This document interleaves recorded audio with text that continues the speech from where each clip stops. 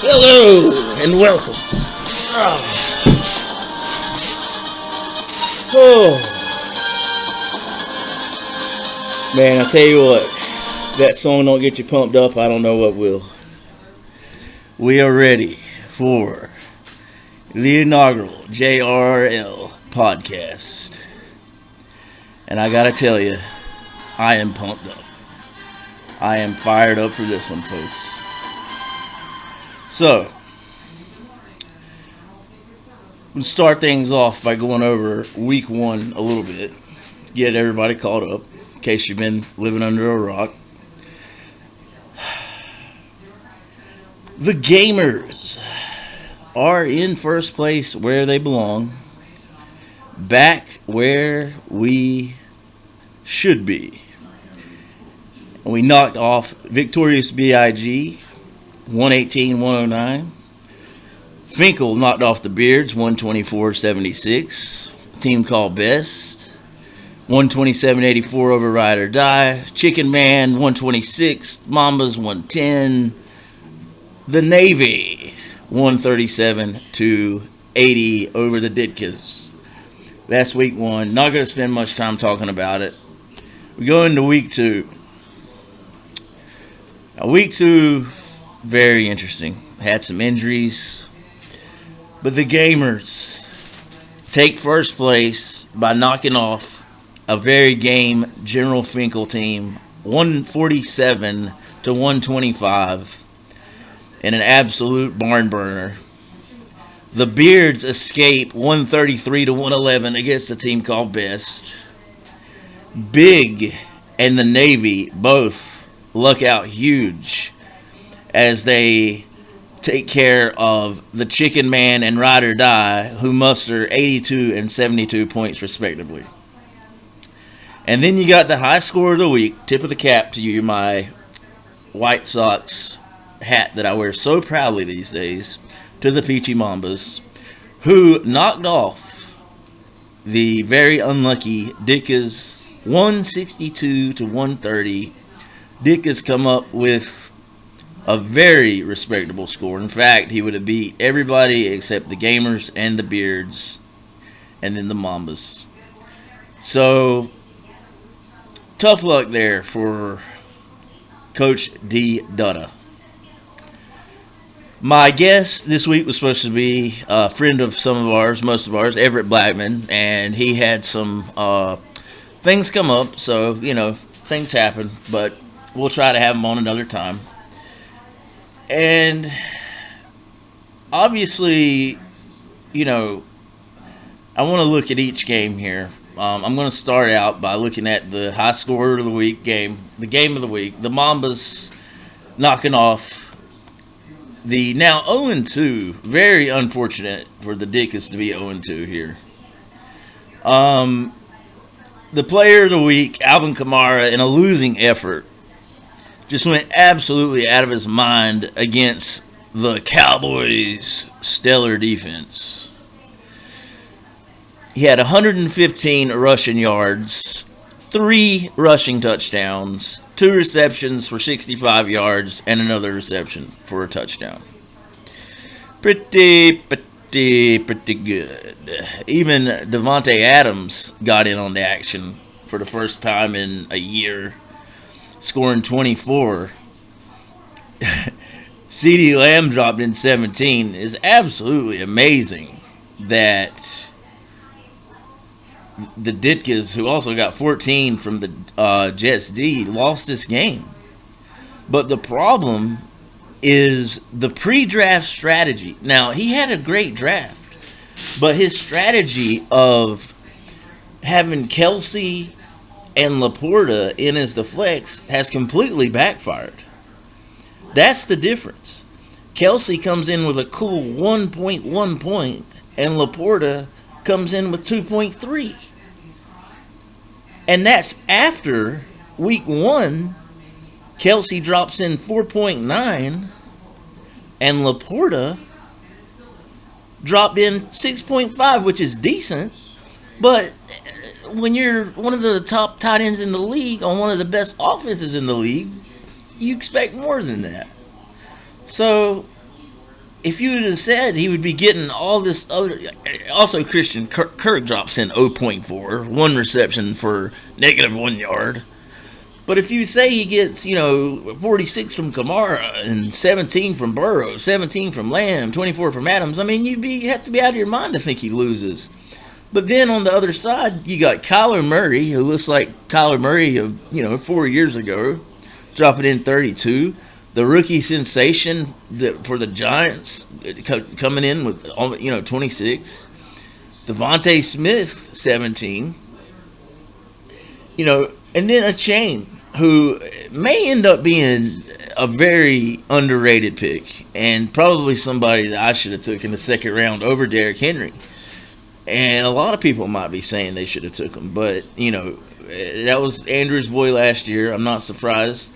The guy had 96 rushing yards. I mean, he was 4 yards away from another 3.4 points.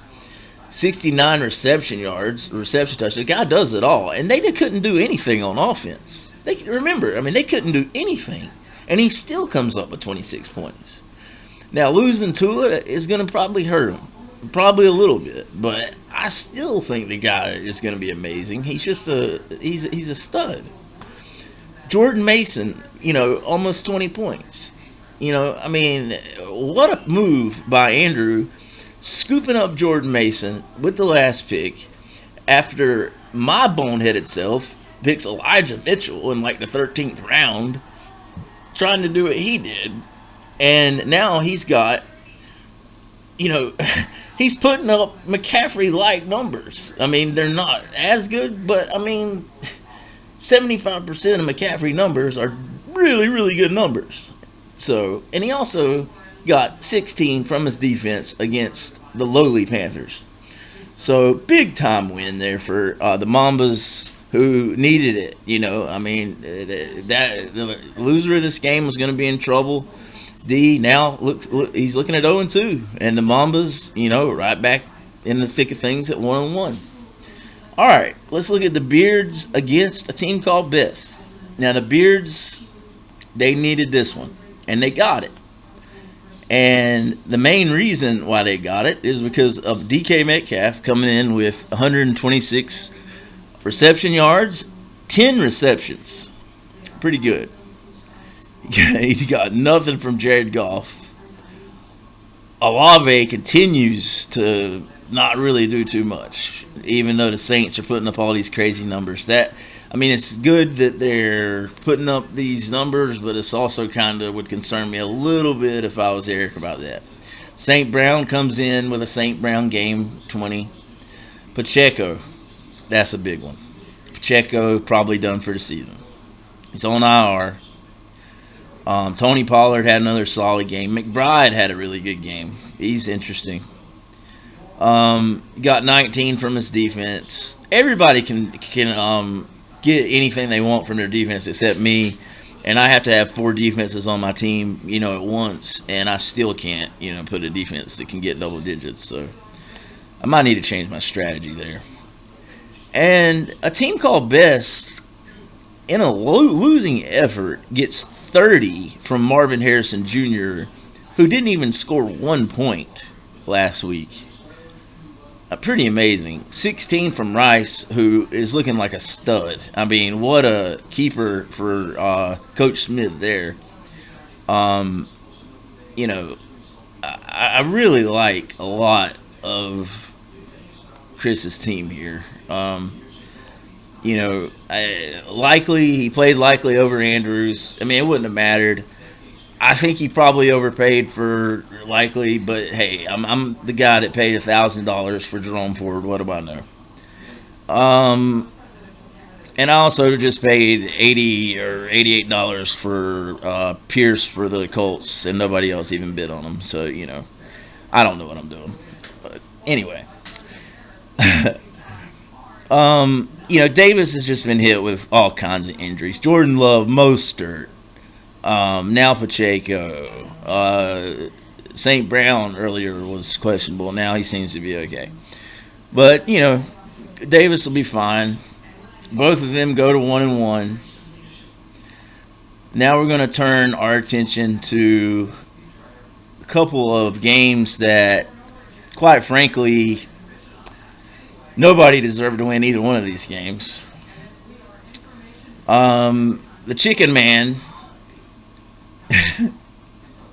I mean, Richardson 4, Tyreek Hill 5, Mike Evans 5, Diggs 5, Mixon 6, Ford 6, Bowers the tight end, I'm out of nowhere, is 14.3. J.K. Dobbins. Now, J.K. Dobbins might be the biggest surprise in the NFL as far as fantasy goes.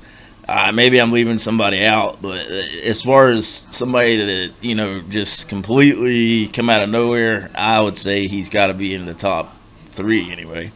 Got him 22.6. Cleveland's D, of course, 11. So, but in a losing effort, Justin Jefferson saves the day for big against the Niners with that 98-yard touchdown. Gets him 24. Dak does nothing. Kupp got hurt. Now he appears to be, he's doubtful. I'm not sure. Let's see. Cooper Kupp is, they're thinking about putting him on injured reserve, so that doesn't look too good.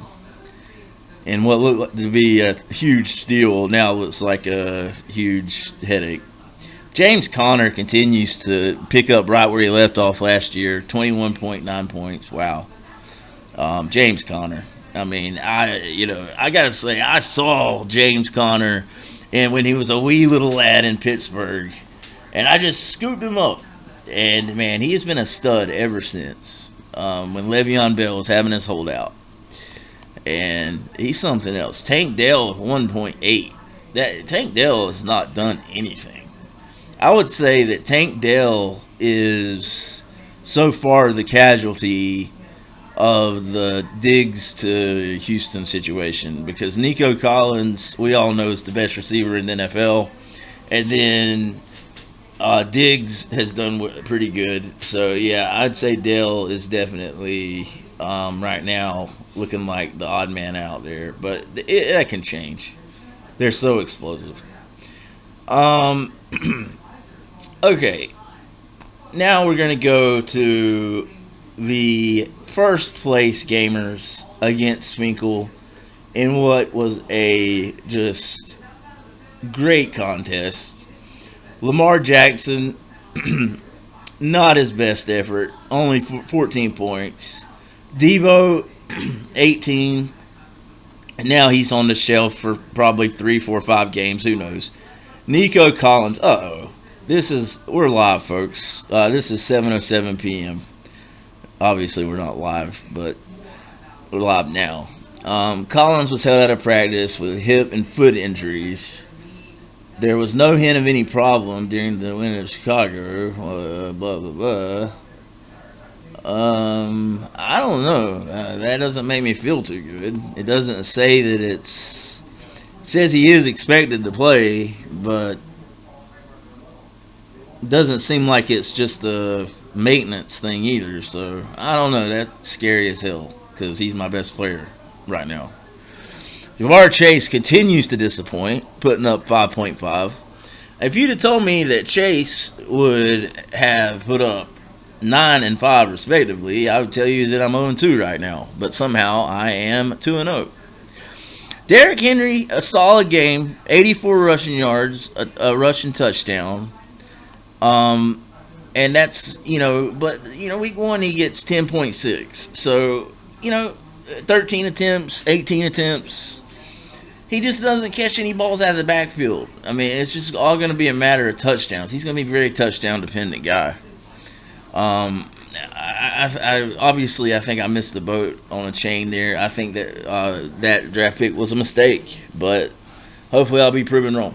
Now, James Cook is a guy where I think maybe I made up for it because he looked amazing on Thursday night. Comes up with 28 points, 78 rushing yards, 2 rushing touchdowns. One of them was a goal line smash. And he also had a receiving touchdown that was 17 yards, which was a thing of beauty. Now, David Montgomery continues to be nice and steady. 15.8 and then 15. Now, I still think Gibbs is the guy. I think Gibbs ultimately will be. I think it's going to be like a passing of the torch type thing. I think eventually Montgomery's going to be faded out somewhat, but they're just not quite at that point yet. So I'm a little worried about him, but I certainly cannot complain so far. Seattle, of course, 7 points. I mean, what are you going to do? I mean, I need to quit this defensive crap I'm doing. My bench, absolute train wreck. That's been a lot of my problem too in this little 10-year drought. Keenan Allen's hurt as usual. I just had to cut him. Didn't have to, but did. So all y'all can go pick him up and deal with his injuries. Finkel, Josh Allen, let him down. London actually had a pretty good game. 14. Safe Flowers, 18. Godwin had 24.2. They put Godwin back in the slot. They, for some reason, took him out of the slot last year. He's thriving. Gibbs with 14. Gibbs and Montgomery have been pretty much tit for tat. Barkley with a paltry 15.6 after his explosion week 1. And Dallas Goedert, 5. Singletary with 12. He was just 5 yards away from 100. And Baltimore's D got him 10. So that's the rundown, folks, as far as where we're at now.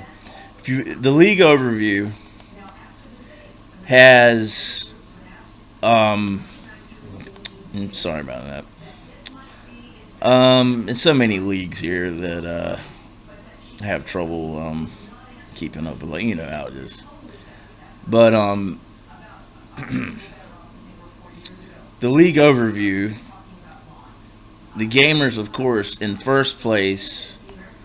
The Mambas have actually scored the most points. So that's very impressive for them.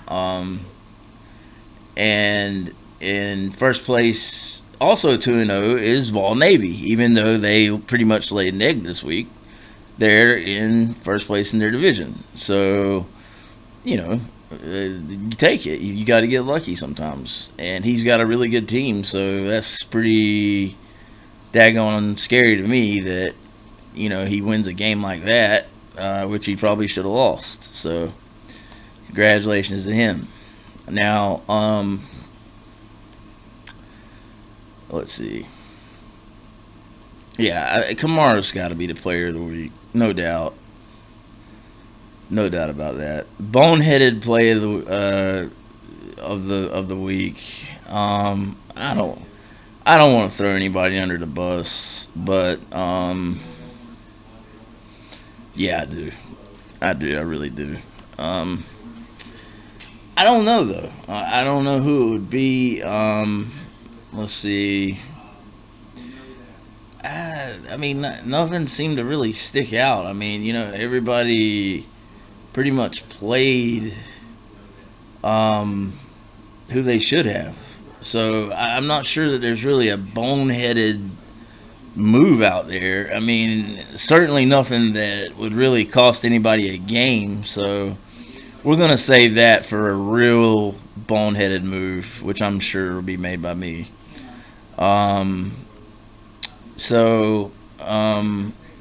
Right now, I would have to say that, not tooting my own horn, but I'm going to say right now, the Gamers, the Navy, the Mambas,